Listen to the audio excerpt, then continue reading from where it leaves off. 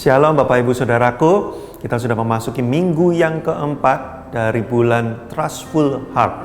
Minggu keempat ini kita berbicara tentang trustworthy atau bisa dipercayai. Karena problem orang sulit untuk saling percaya hari-hari ini karena begitu banyak orang yang tidak bisa dipercaya.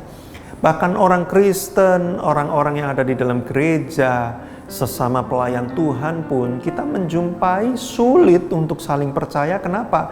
Karena banyak yang nggak bisa dipercaya.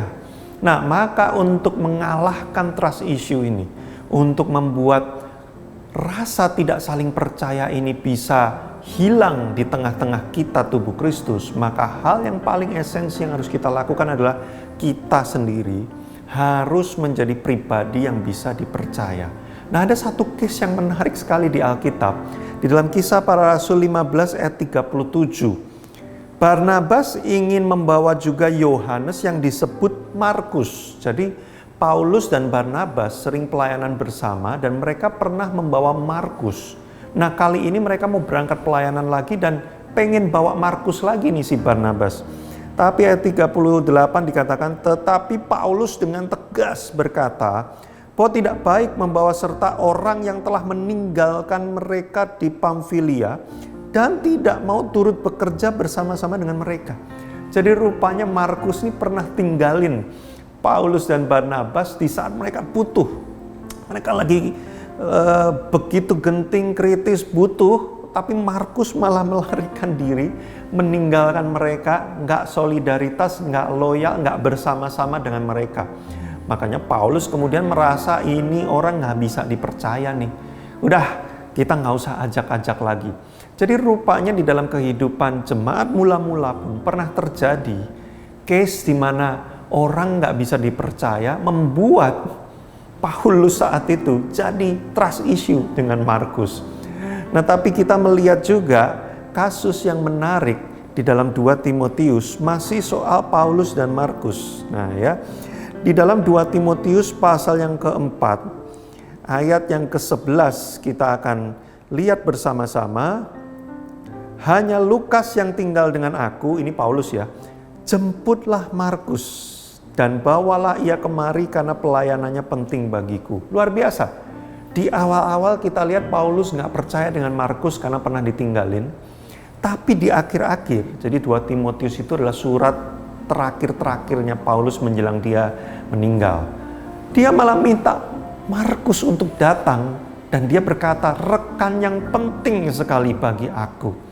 Kenapa ada perubahan dari nggak percaya menjadi sangat percaya?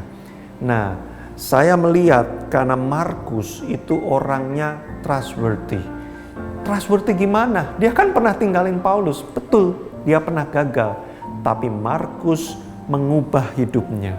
Markus berniat memperbaiki dirinya. Nah, maka kunci dari trustworthy itu bukan menjadi orang yang sempurna, tapi kita mau terus-menerus berubah menjadi lebih baik. Kita salah, kita gagal, kita mengakui kesalahan kita ambil tanggung jawab, lalu kita coba memperbaiki. Makanya Paulus kemudian pelan-pelan berubah dari nggak percaya sama sekali, bisa kemudian menjadi percaya.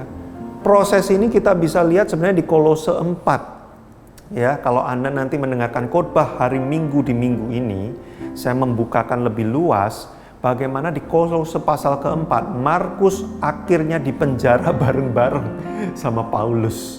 Tadinya dia tinggalin Paulus, sekarang dia dipenjara bareng-bareng. Makanya Paulus jadi percaya sama Markus, sehingga di akhir hidupnya dia minta Markus menemani. Nah, tapi ada satu orang yang menarik, yang kemudian kita baca di 2 Timotius 4 ayat 10, ayat atasnya. Karena Demas telah mencintai dunia ini dan meninggalkan aku, ia telah berangkat ke Tesalonika. Nah, jadi selain Markus ada orang lain namanya Demas. Demas kalau kita baca di Kisah Para Rasul dan kisah-kisah awal, dia pernah dipenjara sama Paulus. Di Filemon ya, di kitab Filemon, Demas tuh dipenjara bareng-bareng sama Paulus. Tapi menjelang akhir hidupnya, Demas meninggalkan Paulus. Markus di awal-awal meninggalkan Paulus, tapi di akhir hidupnya dia dipenjara bersama, dia menemani menjadi rekan pelayanan. Jadi yang namanya bisa dipercaya itu apa? Kita menunjukkan progres semakin baik hari demi hari. Bertanggung jawab atas pelayanan kita, atas semua yang diberikan kepada kita. Sehingga orang lama-lama semakin bisa mempercayai. Nah, kita orang Kristen harus menjadi seperti Markus, jangan seperti Demas. Awalnya kita bisa dipercaya, tapi endingnya kita malah tinggalkan tanggung jawab. Tapi Markus, walaupun dia gagal, dia berbuat salah, dia berniat dan dia tunjukkan sungguh-sungguh perubahan hidupnya, sampai kemudian dia bisa menjadi dipercaya. Nah, minggu ini kita belajar menjadi trustworthy person, orang yang bisa dipercaya. Walaupun kita tidak sempurna, kita punya kelemahan, kita bisa gagal, kita bisa berbuat kesalahan, tapi kita berniat memperbaikinya.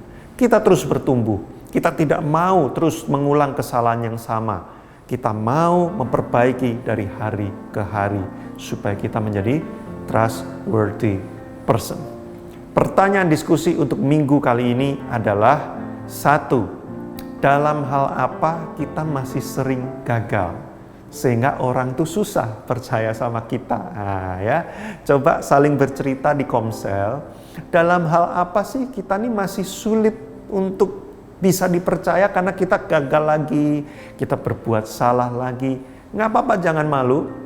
Ceritakan di Komsel, karena waktu kita menceritakan itu teman-teman Komsel kita akan berani menolong. Ya, karena kita membuka akses, mereka akan bisa menolong kita. Dan kemudian mereka akan lebih mengerti ketika kita gagal, karena kita sudah menceritakannya. Lalu yang kedua, apa pertolongan yang kamu butuhkan dari teman-teman Komselmu, supaya kamu nggak gagal lagi di area yang tadi itu. Jadi setelah menceritakan, saya itu sering gagal di area ini, makanya orang jadi susah percaya. Nah, sekarang saya butuh ditolong. Bagaimana bentuk pertolongan yang kamu butuhkan dari teman-teman Komselmu, supaya kamu bisa menang dari area yang kamu sering salah atau gagal ini. Dan dengan kemenangan yang dibantu oleh teman-teman Komsel ini, kamu menjadi orang yang lebih bisa dipercayai lagi.